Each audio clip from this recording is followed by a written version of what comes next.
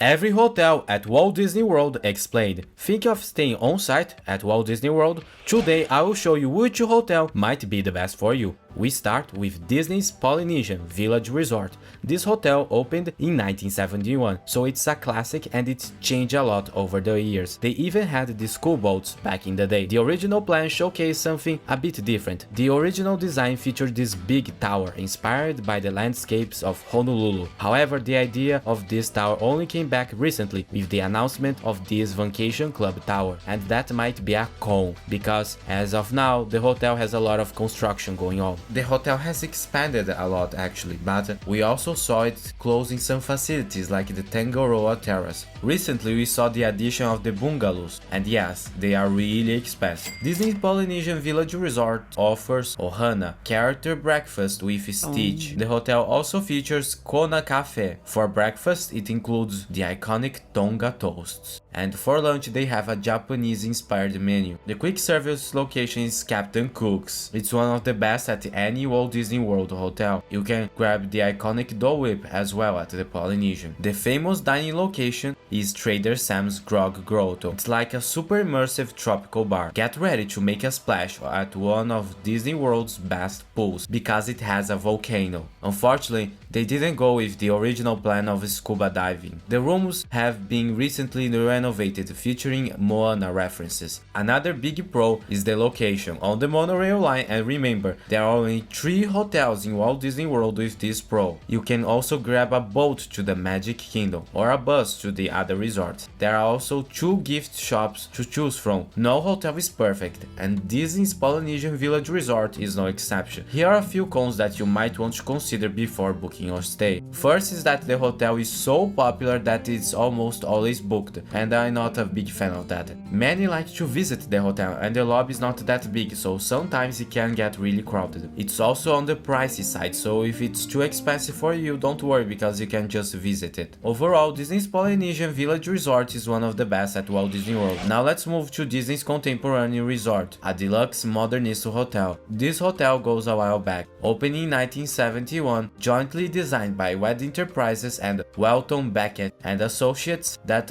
also worked on the Polynesian, and was constructed by US Steel. The rooms were manufactured outside the site on an assembly line and were sealed in like a cabinet or a drawer. While this revolutionary construction method didn't really bring a lot of value, and that's why we don't see it that much today. Here the monorail is front and stage as it passes through the Grand Canyon concourse. While you are here, be sure to check out the amazing Mary Blair mural. Originally the concourse featured a Southwest Pueblo look, but it has changed so much over the years, and now it feels more like a post-modern mall. The main restaurants are Chef Mickey's, a character buffet, Contempo Café, the quick service option, Steakhouse 71, located near the lobby. It pays homage to the history of the hotel and Walt Disney World, and the iconic California Grill, located on the top of the hotel with a view of the park. It was originally called Top of the World. This hotel also features some cool gifts like Fantasia and BVG. The pool is located on the Bay Lake side, and it's okay, I guess. In 2007, Disney opened Bay Lake Tower, a DVC that has a view to the Magic Kingdom. This is also a convention hotel. There are so many convention spaces here. In fact, sometimes even Disney does some events here, like Destination D23. So if you don't like the atmospheres that conventions bring, I don't recommend staying here. Also, not all hotel is located in this building. There's also the South Wing that houses the cheaper rooms. Again, Disney's Contemporary Resort is on the more expensive side. Let's now cross Bay Lake and move to Disney's Fort Wilderness Campgrounds. This is where you can find one of the cheapest places to stay on property. Basically it's just a tent. You can also bring your trailers here or stay in a rustic cabin similar to Disneyland Paris. Just remember that this is not a deluxe hotel. This hotel opened a few months after Walt Disney World. At one point it even had a railway. Unfortunately it doesn't exist anymore, and even a water park that closed. It was even supposed to have a western village. I talked more in this video. It was also supposed to get a new resort near it called Reflections, and that unfortunately was cancelled, but the construction site still remains. A hidden gem in the woods, the tranquil pool at Disney's Fort Wilderness Resort is really cool. Another super awesome feature is that all the Magic Kingdom hotels, including the Grand Floridian, the Polynesian, the Contemporary, and the Wilderness Lodge and Fort Wilderness campgrounds, have the water pageant. Basically, it is a water parade and don't miss it, guys. There is also Hoop-Dee-Doo Review, one of the best shows on property. However, it's super hard to get in terms of reservation. While this hotel is on the Magic Kingdom area, it is not in the monorail loop, meaning you need to take a boat to the park like other Magic Kingdom's hotels, or the bus, which can take a long time to get to the parks, and that can be a negative if you are without a car. Fort Wilderness is also not a deluxe hotel as opposed to all the other Magic Kingdom hotels. Now let's move to Disney's Grand Floridian Resort and Spa. Originally called Disney's Grand Floridian Beach Resort, it opened on June 1988. Designed by WATG, it features Victorian architecture inspired by Hotel del Coronado. The grand lobby, which stands more than 5 stories high, sparkles with light from its brilliant chandeliers. The resort remains to this day an architecture marvel. The attention to detail creates an immersive experience that transports you to another time and place. It even includes a spa. This hotel features a wide range of dining options. We have the quick service Gasparilla Grill, one of the best in properties, the Grand Floridian Cafe. It exists. Narcoses, with a view of Magic Kingdom and the Seven Seas Lagoon. Cítricos, and the most expensive restaurant on property, Victoria and Albert's. The hotel also features 900 park fare with Alice in Wonderland characters. However, it has yet to reopen after the chaos of 2020, so it might not be open when you go, or it might just have closed forever. There is also a Beauty and the Beast inspired lounge. The hotel also features some cool gift shops, and you can even walk to the Magic Kingdom or take the monorail. Recently, the rooms have been renovated, and the hotel is currently in a clash of styles, with the old whites versus the more recent blues. But the Grand Floridian Resort and Spa isn't just a pretty face, it also offers a range of world-class amenities that will make your stay even more enjoyable. From the incredible spa and the pool, it's all wonderful. There is also a smaller convention center here. While Grand Floridian has changed a lot over the years, it is still one of my favorites. However, it is a bit pricey as well. Now let's go to one of the last Magic Kingdom's hotels, the Wilderness Lodge. Don't confuse Disney's Wilderness Lodge with Fort Wilderness, another hotel that I talked about. While both hotels offer a wild taste of great outdoors, they have different vibes. Wilderness Lodge is all deluxe, while Fort Wilderness is the camping one. However, Disney's Wilderness Lodge is my favorite deluxe hotel in Walt Disney World. The Timber Lodge style combined with Peter Dominic architecture make you really think as if you are in a national park. As soon as you enter the lobby, you are transported to a world of rustic charm and natural elegance, with its totem poles, roaring fireplace, and the stunning views of the surrounding woods to the waterfall to the pool. You will be immersed in the Disney wonder. However, the hotel has changed a lot with the addition of Boulder Ridge that features this relaxing area, and the newer Cooper Creek cabins near the lake. The hotel features 2 pools. The main dining includes Storybook Dining at Artist Point with Snow White, a dining experience with characters, Whispering Canyon Cafe, and Gazer Point located near the lake. This is a hidden gem, and Roaring Fork, the quick service location. However, this is one of my favorites. The only downside to me is the price, which is not for everyone. Now we talk about all hotels near the Magic Kingdom, but now let's talk about a hotel near Disney Springs. In fact, you can even walk to Walt Disney World Shopping and Gourmet District. This is Disney's Saratoga Springs. Saratoga Springs has an interesting history because it didn't start as so. You see, back in the day, Disney had this big plan for a community at the edge of the resort. This would be the place where people would actually live, and near it would be a commercial district, Lake Buena Vista Shopping Village. By 1972, there were already present on annual reports, and some seem to have been built. More houses would be built in the next year. Reading the financial report, it is highly implied that some people actually live here. You see, the property would be leased for multi-year use by corporation. It became a place for executives. At some point it became a hotel. The villas became known as the Village Resort in 1985 and the Disney Village Resort in 1989. You could stay in the Fairway Villas and even tree houses. Those still exist, though refurbished, as part of Saratoga Springs, and are pretty unique and an isolated experience experience that you cannot find anywhere else in Walt Disney World. But something would change this place forever. There is another place in America called the Chautauqua Institution. The idea behind Chautauqua is to offer a lifelong learning opportunities for individuals. Basically a school.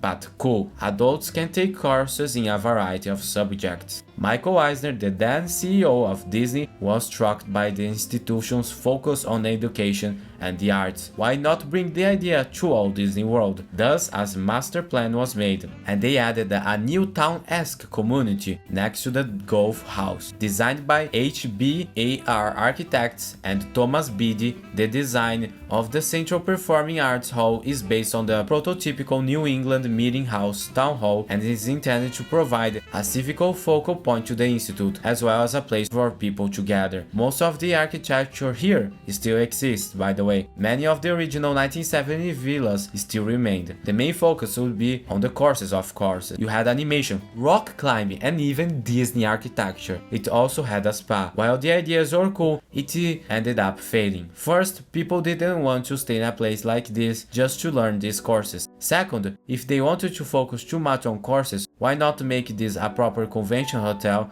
and add a big convention center? Unfortunately, the Disney Institute would not last too long. The Disney Institute shifted its focus to corporate group events. In 2003, the institute closed to the public. The history of the Disney Institute kind of reminds me of the Galactic Star Cruiser. It was a bit too niche, and while the people spend so much time inside an isolated hotel when they just want to go to the parks. With the rise of Disney Vacation Club and the fact the old villas became too old, they were demolished and replaced by Saratoga Springs. The main lobby is still the same as the Disney Institute, but now with some different decorations focusing on horses.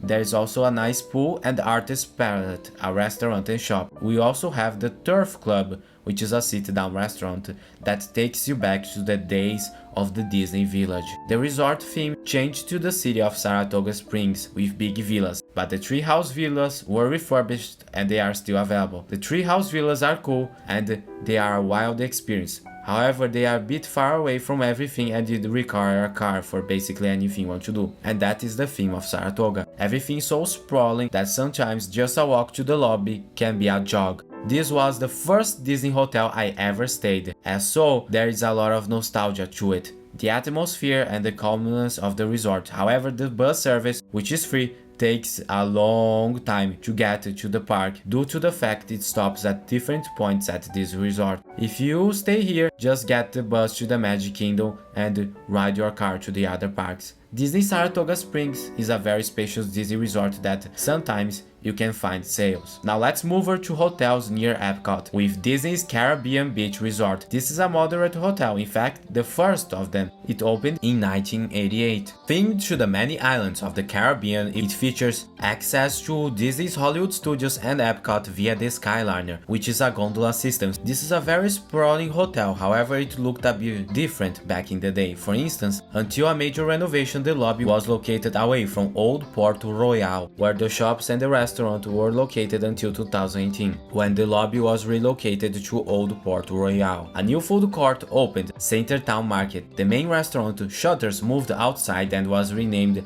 Sebastian's Bistro. I still miss the old aesthetic of the resort, but the renovations have done a nice favor by making the resort much more appealing. Sebastian's Bistro is a unique and underrated dining location that you should check out someday. There is also Spyglass Grill. The pool is also fantastic, and there are 5 more leisure pools because the hotel is so massive, and that is one of the main drawbacks. It is so sprawling that it can take you some time to walk the property, even to get to the Skyliner, and the bus takes a while to travel to the hotel. But don't worry, Disney buses are free. The recent addition of the Skyliner has made this hotel worth its value. With access to 2 Disney parks, you can go to Hollywood Studios, and the Skyliner takes you to Epcot's special entrance near Ratatouille, as opposed to Spaceship Earth. Near this entrance is Crescent Lake, where our next Disney hotel is, Swan and Dolphin. While inside Disney property, they are not owned by Disney, instead they are operated by Tishman under Westin brand. These hotels are an architectural marvel, designed by Michael Graves. The unique style is what makes the hotel stands out. The Dolphin features 2 statues of dolphins on its side, and a large pyramid that looks like a volcano coming out of the swamps. There are also 4 fountains located on the building, and a huge fountain in the middle. The window, arches and pillars all invoke that Michael Graves style. As for the Swan, it features 2 swan statues and 2 fountains with paintings of waves. Both are convention hotels, and if you are not taking part in these conventions, it can be a big disadvantage, with restaurant, bars and even the lobby being so crowded. And much of the original interior has been renovated, replacing that Michael Graves style, and now the hotel has a clash of styles. In 2021, a new hotel opened, the Swan Reserve. It was originally going to be called the Cove. This is a quite weird design that doesn't fit with the Swan and Dolphin. One of the things that make the Swan and Dolphin special are the many dining options that span both hotels. Shula's Steakhouse, Todd's English Blue Zoo, Kimonos, one of the few remaining original restaurants. It features kimonos personally acquired by the late Michael Graves. Amare, located on the reserve, and Il Molino, a New York-style Italian restaurant. There is also Garden Grove. For a quick service there is Peekaboo, Fuel, Java and Grounds, and even Chill.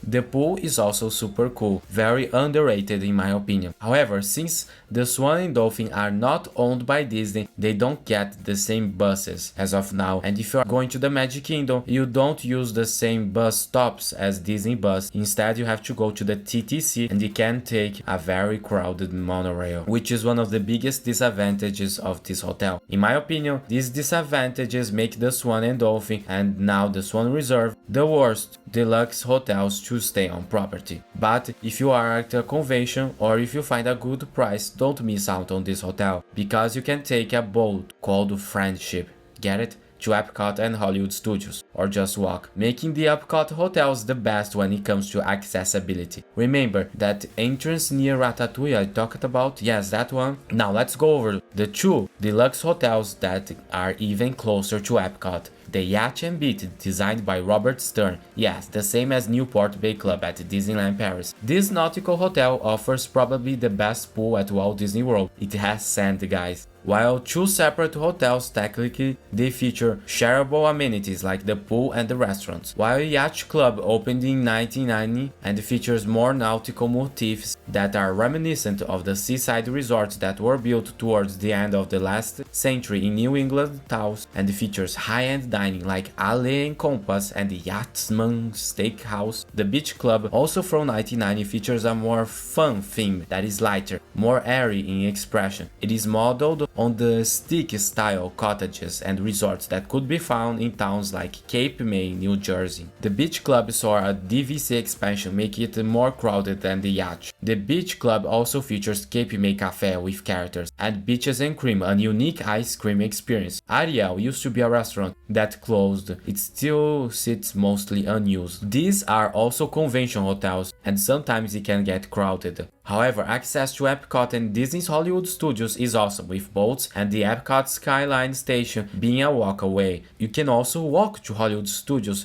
theoretically, however that might hurt your feet a lot. When it comes to deciding which of the 2 you should stay, I would argue both are great, the only factor is price.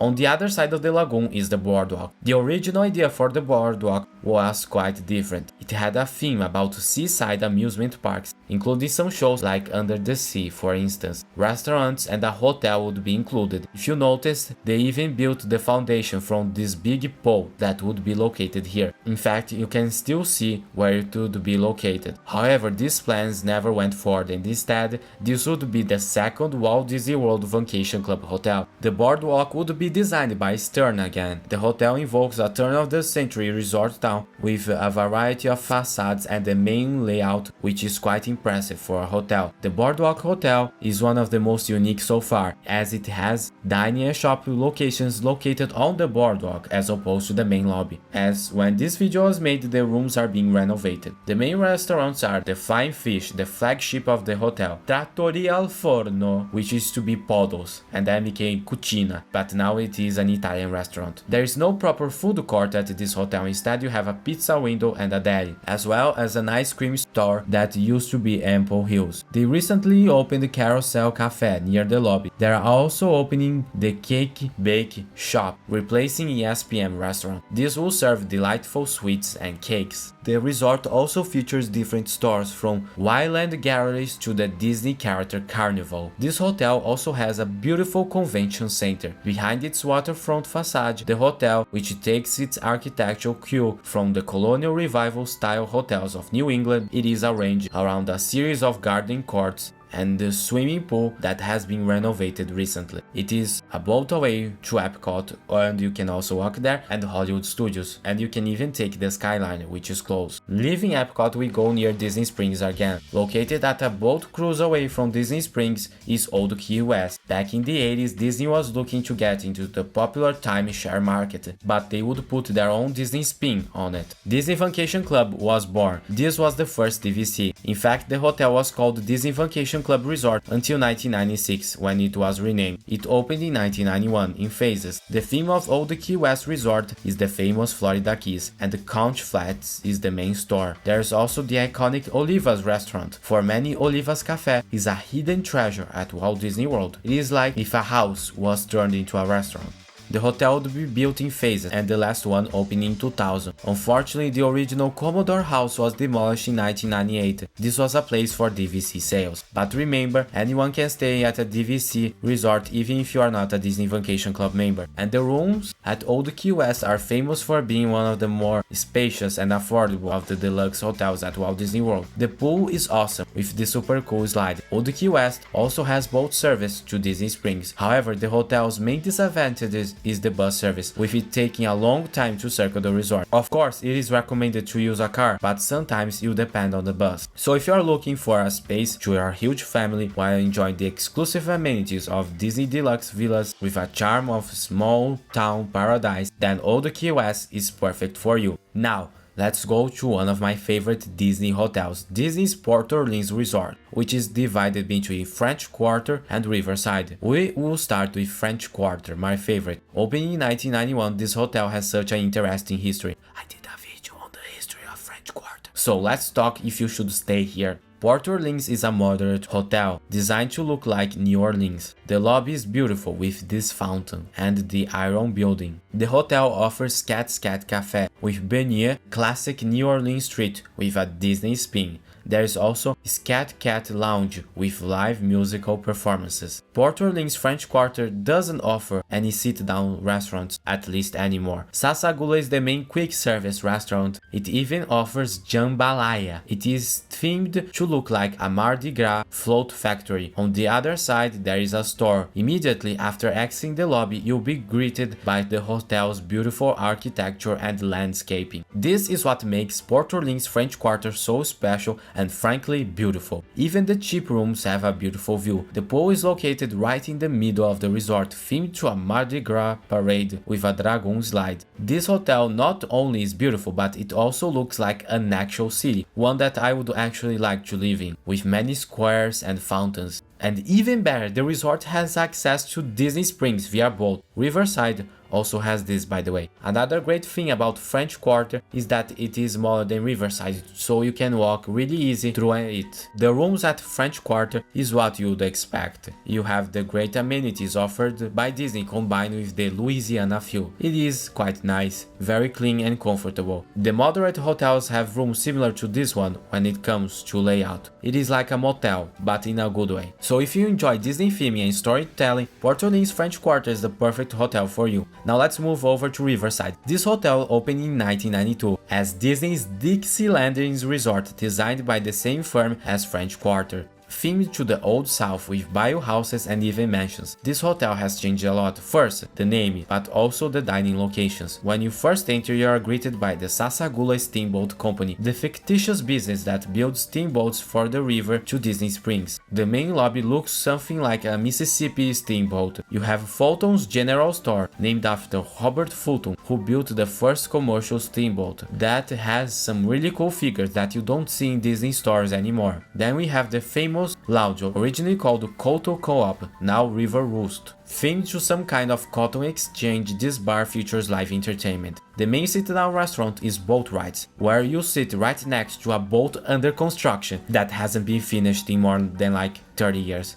Come on guys, hurry up. Then we get to Coronado's Cotton Mill Food Court that has been renamed to Riverside Mill. This is one of the most beautiful food courts in Walt Disney World, with the water wheel as the main focus. There's also Old Man Island that features a very interesting backstory. The pool is cool, and if you stay at French Quarter you can also enjoy this pool and vice versa. In 2001, Port Orleans and Dixieland were officially merged to form one large resort. The reason for the merger was never officially announced, but many speculated that it had something to do with the name Dixie. Most reference to Dixie landings were removed and forgotten. The resort is kind of divided into two. The Alligator Bayou features rustic southern houses, and there's also the mansion side. The rooms also respect that design. However, if you are a rich person, you can stay in the Princess Room, which I don't recommend because it is the same room layout but more expensive. You don't get more, and I would just recommend saving your money for something else. The resort is beautiful. You could spend a full day here just walking and discovering all the cool details. There are also many side pools. The main downside, of course, is the size. The bus stops at 4 stops before going to the parks, but it's not so bad as other resorts.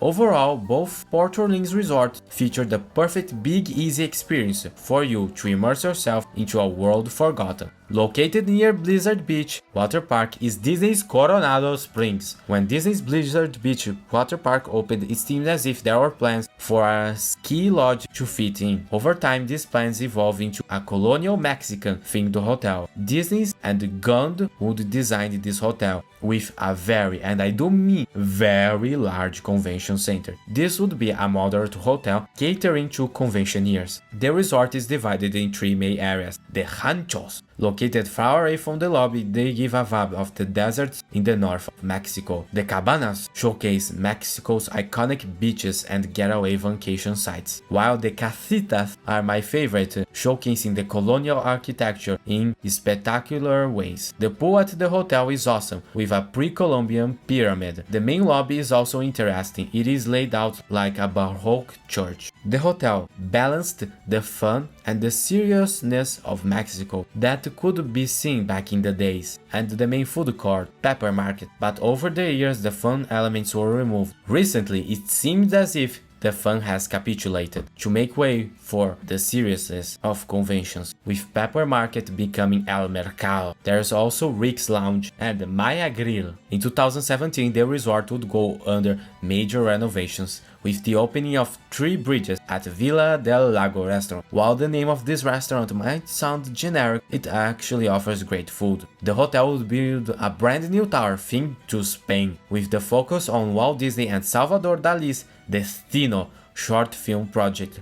Gran Destino Tower was born. You see, with convention being the focus of the hotel, the opening of this tower would bring more luxury accommodation to appeal to more conventioneers that wanted a more high-end room, for instance. This tower would require the demolition of some rooms. Coronado now has a deluxe feel, but it's not a deluxe hotel. Some rooms get the deluxe level of pricing though. The opening of Gran Destino Tower would see more Gaudí-esque architecture, with its main stained glass inspired windows and forms. While I initially didn't like this tower, after I visited Barcelona I can appreciate more of the design references and the Granadilla influence with many patterns around the hotel. The tower sure is impressive. At the top there is Toledo, a restaurant with awesome views. The food was okay. There is also Dahlia Lounge. If you are a Destino fan, you are sure gonna enjoy this hotel with its little details. Overall, the new expansion is welcome, but I do miss when the hotel was fun. Disney Coronado Springs is close to Animal Kingdom and Hollywood Studios, but you can't walk or take a boat, you have to use the bus. Should you stay here? Well, if you like Salvador Dali conventions and some minimal references to Barcelona, then this hotel is for you. Next up, we go to the most affordable hotels at Walt Disney World. Disney's all-star resorts, from sports to movie. This is a very special hotel, or to be more specific, series of hotels designed by Arquitectonica. There are 3 All-Stars hotels. First one to open was Disney's All-Stars Sports Resort in 1994. If you like surfing, playing tennis, volley, American football and more, with larger-than-life statues, this was an intentional design decision. According to this book, quote, "What if we remove ourselves from architectural themes and go into the theme as idea, not as a place in time? The idea was to make popular architecture. Then you might like this hotel." The 3 All-Stars Hotel feature a similar lobby with a copy and paste design. There's also the lobby area, the store, an arcade and the food court in all 3 hotels. There's also All-Star Musics. Frankly, I like this one, and yes, that is because I am something of a musician myself. Also from 1994, this hotel immerses you in the world of calypso music, jazz and Broadway. The swimming pool is shaped like a guitar. It's these kinds of visual puns that you'll find at All-Stars Resort. All-Star Music has Maestro Mickey as the store and Intermissions Cafe as the main food court. Next up, we have the last one to open, All-Stars Movies. This is frankly my favorite of the 3 and is themed to the following movies: Herbie, look it up kids, 101 Dalmatians, Fantasia and Fantasia 2000, and Mighty Ducks.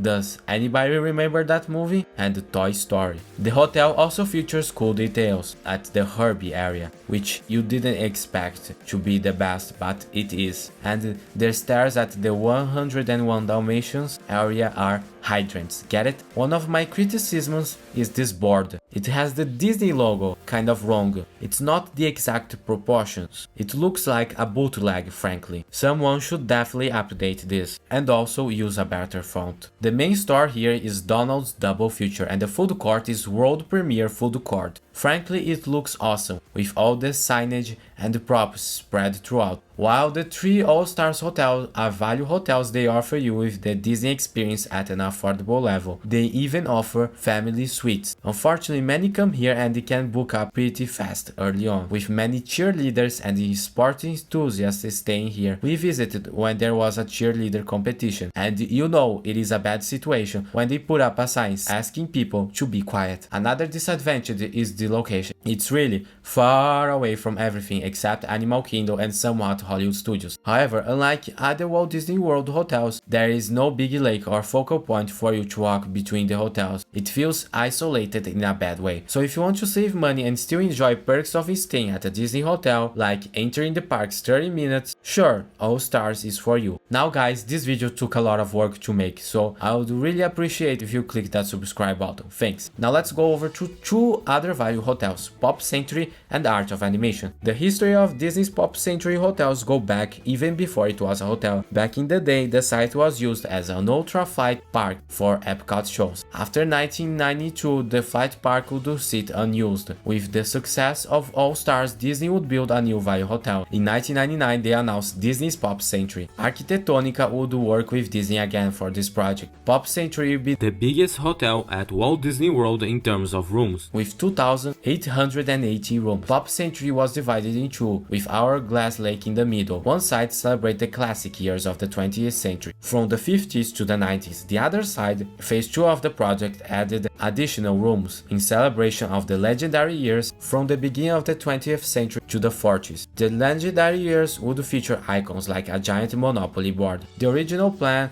was to open the classic years in 2001. Unfortunately, something would change the tourism industry forever. After these horrible tragedies, Disney began a large-scale cuts through the resort. Even some hotels were closed. The March 2002 openings were cancelled and construction was halted. Over the next months, Disney would finish the classic years. Pop Century would open December 14, 2002. The hotel features larger-than-life life icons of the decades, like a Rubik's Cube, bowling pins, and a computer. Each building also has dances for some reason, which is quite weird. Looking out at your window with this view. For me, icons and dances of pop century were never appealing. If you go to the 90s area, you'll see the computer that still says MGM Studios. The main lobby is called Classic Hall. It features a giant hall with memorabilia from the good old days. There is also an arcade. The main food court is called Everything Pop. The store here also shares the space with the restaurant.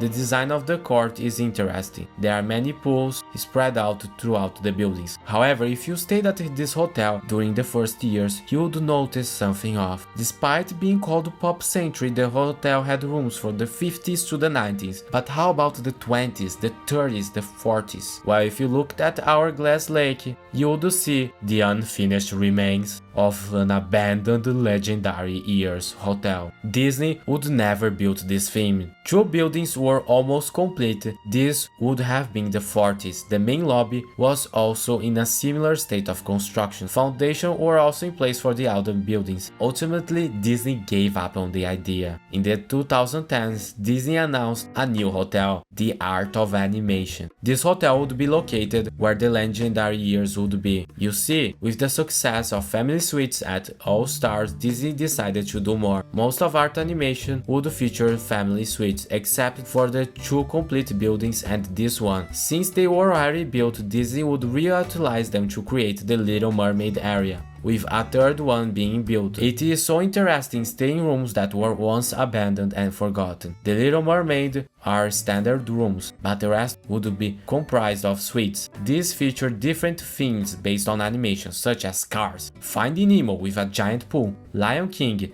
The main lobby would reutilize the abandoned building. That's why Art and Pop features similar amenities and the lobby layout is basically the same. Where would be the memorabilia? We have a giant wall of concept art. As they evolve, you get this cool light display. In Campate, store features giant paint canisters. And then you have the beautiful and delicious landscape of flavors. It is one of the best on property, with delicious food that the family is sure to enjoy. The hotel features so many cool little details to Disney animated movies with concept art throughout. Each of the family suites features different themed rooms. The car section is the best, arguably. This is why I much prefer Art to Pop. Even if art can be more expensive, I think my only complaint is the music, because in the Lion King section they were playing some pop songs that didn't fit the area. Recently, Disney added the Skyline to the resort. Now, these once isolated hotels are closer to Hollywood Studios and Epcot. The Skyliner is located in the middle of Hourglass Lake, so not only do you get awesome kinetic views, both hotels feature access to the Skyliner. That's why they are a bit more expensive than the All Stars. Overall, this hotel seems like a great place for your family to stay at, even if they are value hotels. Next up is a hotel close to Animal Kingdom, Disney's Animal Kingdom Lodge. Jumbo, everyone! Disney selected this location plot for a future hotel. Peter Dominic and 4240 Architecture would come back to design this lodge. Jumbo House opened in 2001. This lodge features a sub-Saharan Africa savanna theme, with elements from all over Africa spread throughout the hotel. The restaurants at Animal Kingdom Lodge are awesome. They are so good that people who are not even stay at the resort come here. There is the iconic Boma buffet and then the high-end Jico. The quick service is the Mara, which is awesome, by the way, of course. The main store, Zawandi, features even some unique merchandise. This hotel features so many places to sit down and relax. But I didn't even talk about the hotel's main features. It has a savanna with live animals to look at, from giraffes to zebra. This is sure to impress. Of course, the rooms with this view are more expensive, but it's definitely worth waking up and looking at a giraffe. The pool is really impressive in terms of design. The hotel has a big connection to water. You can see the streams flowing through the restaurants to the pool, telling their own story. In 2009, Disney opened a vacation club next door. The original lodge became known as Jumbo House, and the new DVC would be known as Kidani Village. The lobby is smaller and more intimate, and the store Johari is also smaller. The main restaurant is Sana, famous for its bread service. It now offers a unique breakfast experience most people don't know about. about. Sana is the only restaurant that overlooks the savannah, but because of that it can get really crowded. Kidani is laid out differently, with the pool being a walk away, but the pool is better than Jumbo's, though you can also use Jumbo's pool and the Kidani's if you're staying at Jumbo. Kidani also has a smaller, almost secret savannah near the pool. This is special because it has the okapi. The cast members near the savannah are always helpful in identifying your favorite creatures. I stayed at the one-bedroom villa in Kidani this year, so let's take a tour of it. Welcome to Kidani Village. We start with the bathroom. Hey there guys. There's a sink of course, with the classic Disney soaps, you all know. Here's the toilet, use it. Here is the beautiful artwork on the space where you take a bath, of course. These tiles look beautiful. Hopefully they aren't dirty because now my hands are dirty. We have this cool design for the conditioner, body wash and shampoo. This is sea marine, so it's green, guys. And it's a really cool design for the Disney Deluxe people. And here are the curtains with this pattern. Okay guys, so here is where you do some cooking. It's a big, beautiful kitchen. If I know how to open this, sorry, I'm not American. Here, okay. Here's the dishwasher, if you want a POV. Here's another sink. It's cool that you get SpongeBob here as well. We have a toaster to make toast. Here we have one of those American heaters, so don't put your hands here because you might melt them, I guess. It's quite weird for me because I like having the actual fire, but this is okay. And here you have this beautiful oven. Here we have the classic Joffrey's coffee. This is the special 50th anniversary blend. Here of course is the microwave where you microwave stuff. I do not recommend putting a phone there. We have some cups there. We have, what's here? Nothing. This is for the microwave. I would not recommend opening that up, unless of course you have kids and you don't want them to access the microwave. Here we have of course the most important space. Here you can make some ice. It's cool seeing this at Disney. Here is this thing that's gonna get dirty over time. More stuff that's gonna get dirty with your food. And here of course more storage space. So yeah, and it's made by Whirlpool, never heard of them. Here there's a big table, you can fit a family here of course. The amount of detail in this room is really impressive, specifically with all the wood carving. What I like about Disney hotels is that they put the name of her family on the TV that I'm not gonna show. Here are some more artworks. You have more space with the sofa here. And again, nice view of the kitchen. Overall, this looks great. Here is the classic TV controller and the telephone that you never use. Wow, this is beautiful. Have this lamp on the main room. Looks like an egg, one of those eggs that you have on the safari, Kilimanjaro safari. We have another TV here. We have again the beautiful view and the bed, which is... And here we have another bathroom. Wow, it has this big, beautiful bathtub, of course, with Lion King. So if you like Lion King, you're probably gonna like this. Let's see how it sounds like. If you didn't know, guys, I'm kind of a musician, so this is important. Hello again, click that subscribe button. We have another toilet, use it. And of course here we have the safe, which is where you get your stuff lost. There's also a shower here, guys. The hotel also has a big, beautiful view of the savannah space.